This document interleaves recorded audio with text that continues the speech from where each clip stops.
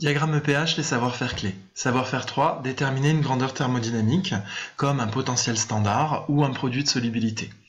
Ici, on se propose de déterminer le potentiel standard du couple PbO2, Pb2+, et le produit de solubilité du solide PbO. Alors la méthodologie, ça va être tout d'abord d'identifier le couple pertinent. Est-ce que l'on va étudier un couple redox ou bien un couple acide-base ? Selon la nature du couple, on va donc utiliser la relation adaptée, donc soit la relation de Nernst, soit une relation du type K standard égale QREC, qui traduirait un équilibre acide-base ou un équilibre de précipitation par exemple. Enfin, on exploite bien sûr la convention de frontière et les coordonnées du diagramme, donc soit l'ordonnée, donc on va exploiter une valeur particulière du potentiel, redox, ou bien l'abscisse, on va exploiter une valeur particulière du pH. Je vous propose de rechercher et d'appliquer cette méthode pour déterminer les deux grandeurs thermodynamiques demandées. Passons à la correction. Pour la première grandeur thermodynamique, il s'agit du couple PbO2, Pb2+. Il s'agit donc d'un couple redox. On peut le voir soit, bien sûr, en écrivant la demi-équation électronique reliant les deux espèces, soit en observant que dans le diagramme potentiel pH, eh bien, la frontière est une frontière oblique. Et donc, si c'est une frontière oblique, cela signifie qu'on définit un couple redox. Donc pour déterminer le potentiel standard, on peut exprimer la relation de Nernst en utilisant la convention de frontière.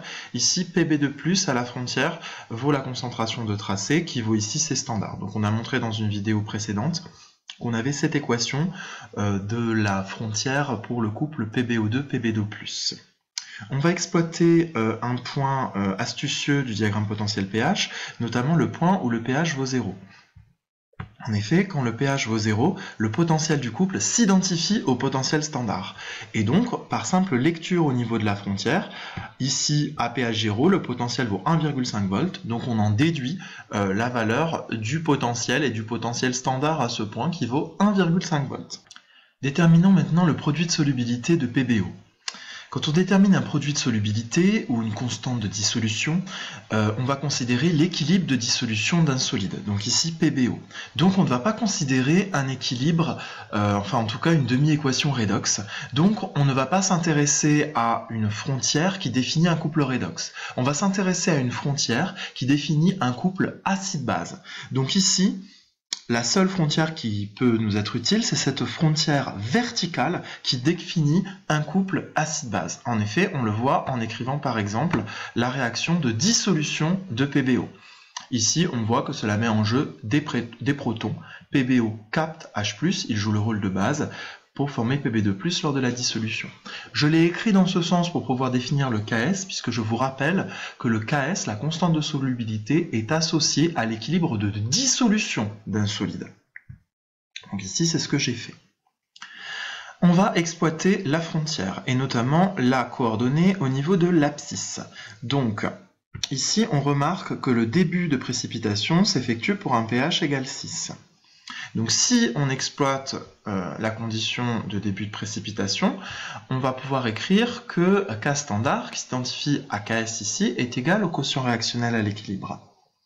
En effet, je vous rappelle qu'à la juste précipitation, il y a coexistence de l'ion constitutif et du solide, donc l'équilibre est atteint et on peut écrire K standard égale QREC. Ici, il faut déterminer deux choses, à la fois la concentration en Pb2+, et la concentration en H+. La concentration en Pb2+, elle va s'exprimer grâce à la convention de frontière, puisqu'ici, à la juste précipitation, Pb2+ a entre guillemets gardé son intégrité, c'est-à-dire qu'il est à la juste précipitation, donc sa concentration vaut la concentration de tracé à la frontière, et donc ici vaut C standard. Pour H+, il suffit d'utiliser la relation concentration en H+, est égale à 10 puissance moins pH, et donc ici, la concentration en H+, à la frontière est égale à 10 exposant moins 6 mol par litre. Il ne nous reste plus qu'à remplacer et à faire l'application numérique, à passer au moins log éventuellement pour trouver le pKs. On trouve ici pKs égale moins 12.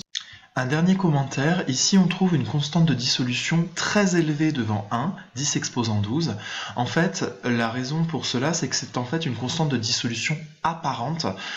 Ici, on a écrit la dissolution en milieu acide. Donc en fait, cette valeur élevée de la constante de dissolution signifie simplement qu'en milieu acide, la dissolution de PbO est une réaction quantitative.